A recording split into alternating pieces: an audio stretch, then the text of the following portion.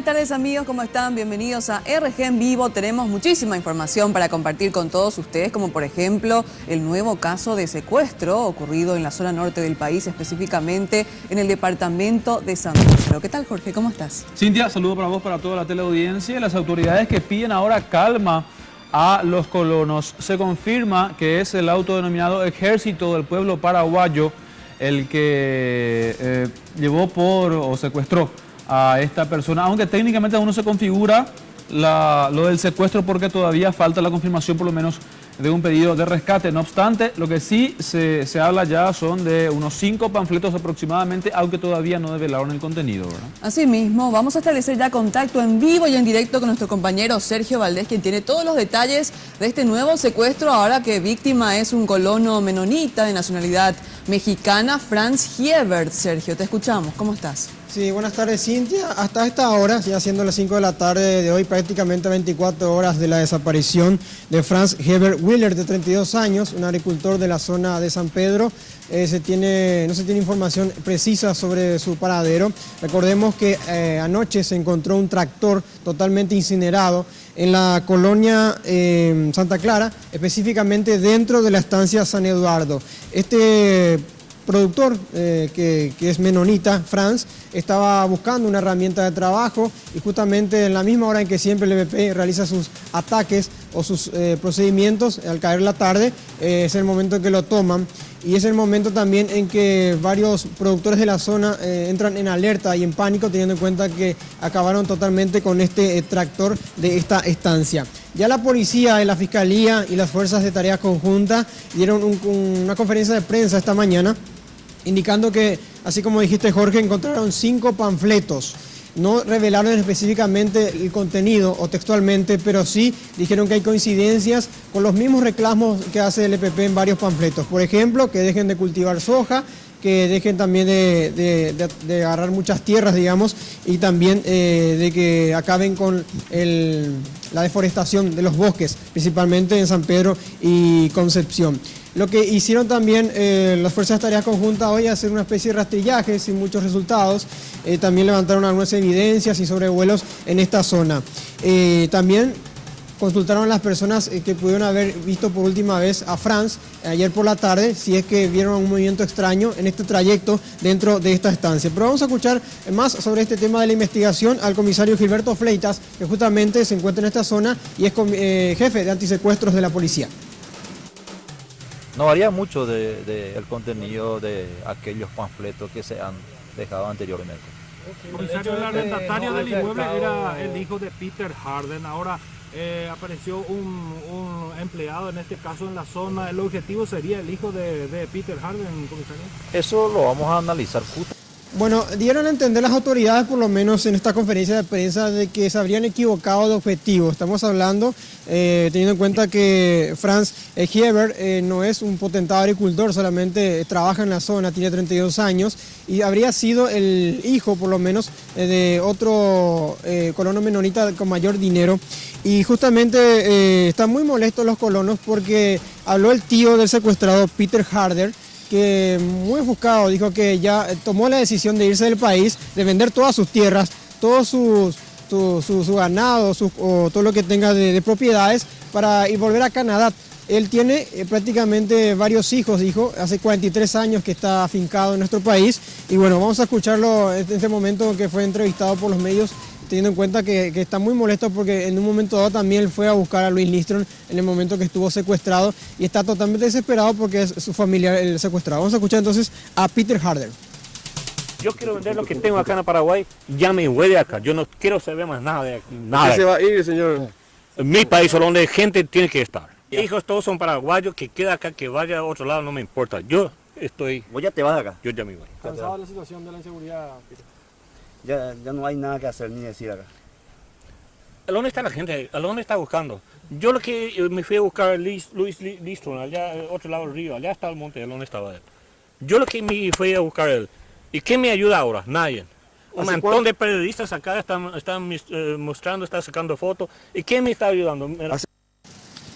A estas horas hay mucho hermetismo por saber si hay o no pedido rescate. Por lo menos las autoridades, varias de ellas, se llamaron a silencio, teniendo en cuenta que hay investigaciones en la zona, y en estos panfletos por lo menos no quisieron decir de lo que extrajeron, si es que había un pedido de rescate. Es por eso que todavía no se configura como un secuestro, pero sí, ya prácticamente estamos hablando de 24 horas de la desaparición de este hombre.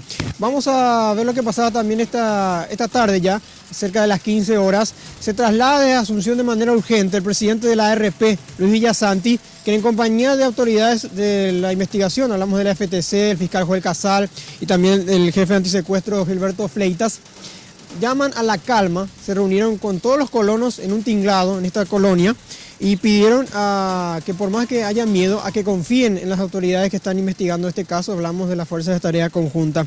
Villasanti, hay que decir que fue un crítico hace un tiempo atrás de la ineficiencia de la FTC, pero ahora se lo ve del lado de, digamos, de los miembros del ejército y de la policía que está haciendo esta investigación. También comparó en un momento dado con los motochorros al EPP, teniendo en cuenta que acá en la parte central de nuestro país hay miedo por los motochorros y allá también. Él comprende, pero pide a no abandonar las tierras a sus pares ganaderos, los colonos menonitas. Vamos a escuchar justamente lo que decía Villasanti. Venimos a dar nuestro apoyo solidario, vinimos justamente para compartir con ellos, para estar en el lugar de los hechos y para demostrarle a propios y extraños de que todos debemos estar juntos. Ahora ellos dicen, nos invitan a luchar, pero ya tenemos miedo, no sabemos si vamos a volver a regresar a casa vivo después de trabajar en un tractor. Todos tenemos miedo. Yo creo que ustedes también tienen miedo cuando vienen a hacer cobertura a la noche, ¿verdad? Yo también tengo miedo, ¿verdad? El miedo hay que superarlo. Bueno, ya hay legisladores que están cuestionando la operatividad y los recursos económicos que maneja la FTC. Esta tarde nada más, ya en una sesión extraordinaria, se amplió el presupuesto, o se le agregó, digamos, 6.000 millones de guaraníes a la FTC para el trabajo en el norte. Y justamente la diputada La Ferreira está cuestionando esto, teniendo en cuenta de que hay pocos resultados, hay numerosos secuestrados también casi en simultáneo. Y bueno, la diputada ya anunció que para el presupuesto del año que viene va a exigir al Ministerio de Defensa y de la FTC que especifique en qué gastan el dinero, porque hay algunas apreciaciones que nos están dando las autoridades en qué están gastando, si básicamente en logística, si en transporte, si en alimentos o en compra de equipamientos para hacer el rastrillaje en la zona norte. Es por eso que a partir del año que viene ya va a haber un control más exhaustivo de los miles de guaraníes que recibe la FTC. Vamos a escuchar a propósito del tema a la diputada Olga Ferreira. Ahora establecimos un programa donde sí va a ser controlable cuánto dinero entra, ya sea para la lucha frontal contra estos criminales, contra estas personas que se adueñan de la vida de los paraguayos, controlando paso a paso. Esa es la idea, porque según la Fuerza de Tarea Conjunta, ellos no reciben el dinero que nosotros enviamos como para la Fuerza de Tarea Conjunta. Yo no puedo decir, yo no soy técnica, hay que cambiar de estrategia, porque esta es la que usan ahora en Doicoy.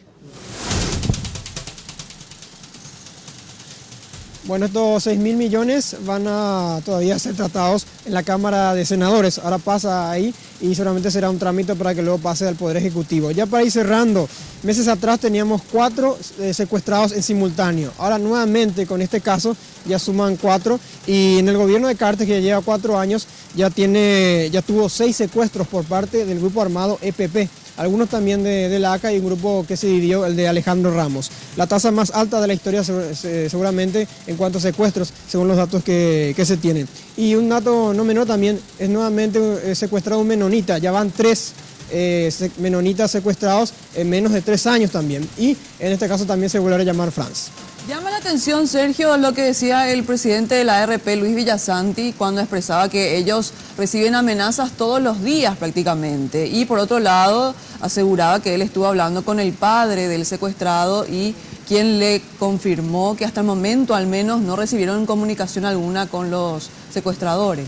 Claro, eso es lo que estamos expectantes ahora, porque siempre el EPP cuando realiza este tipo de hechos, de secuestros, no tarda mucho en pedir el monto, ¿verdad?, para la liberación. E inclusive la FTC había meses atrás, cuando se liberaba a Franz Vive, recordamos a finales de febrero, organizarse mejor con los ganaderos y tener sitios estratégicos donde ubicarse, pero al parecer el EPP sigue ganando esta batalla. Bien, Sergio. Hay que hacer algunas precisiones también respecto a al secuestrado. Franz Heber es el sobrino de Peter Harder. Y Peter Harder es precisamente la persona a la que veíamos en imágenes lamentándose de esto y con la amenaza de abandonar el país. Supuestamente cuando precisamente Sergio hablaba de que a quien querían secuestrar era al hijo de un colono más potentado, se referían al hijo de Peter Harder, porque Franz Heber estaba trabajando en una propiedad que estaba siendo arrendada por Peter Harder para sembrar o para una cosecha, y precisamente en el proceso de este trabajo es que es capturado por los miembros del autodenominado Ejército del Pueblo Paraguayo. 6.000 millones, así como decía Sergio, que van a ir destinados actualmente a las fuerzas de tarea conjunta, dinero que finalmente ya se tiene en contabilidad, digamos, porque anteriormente el dinero que llegaba hasta las fuerzas de tarea conjunta eran aquellas que eran proporcionadas ya sea por las Fuerzas Armadas o por la policía o incluso la Senat. Sí, el director, por favor, nos pone imágenes de apoyo para observar nuevamente la desesperación de estos familiares del joven secuestrado. También inclusive más temprano, él mismo ingresaba al bosque, digamos, con un machete en manos para tratar de forma simbólica, digamos, tratar de expresar su indignación ante la inacción de las fuerzas de tarea conjunta en la zona, quienes, según ellos, no están haciendo la tarea que tienen que hacer, que es de brindarles seguridad. Tampoco se sienten así protegidos, por eso él ingresaba a unos metros en el bosque con el machete como para evidenciar esa impotencia y esa angustia que están sintiendo todos los familiares de esta persona. Peter Harder, que entiendo, por lo menos según las últimas informaciones, hablaban de que él contaba de hecho con protección policial porque ya había recibido amenazas años atrás, precisamente por parte del autodenominado Ejército del Pueblo Paraguayo. Él va a abandonar el país, dice, pero sus hijos, es cierto, todavía residen en Paraguay, aunque deja básicamente a criterio de ellos el si van a continuar viviendo acá o si también van a regresar o si van a ir a Canadá, de donde él por lo menos es oriundo, ¿verdad? Entonces reiteramos, los secuestrados hasta el momento en nuestro país: Edelio Morínigo ya hace más de 3 años, Abraham Fer 2 años y sin prueba de vida, Félix Urbieta ya en octubre se cumplirá 1 año y ahora Franz Heber.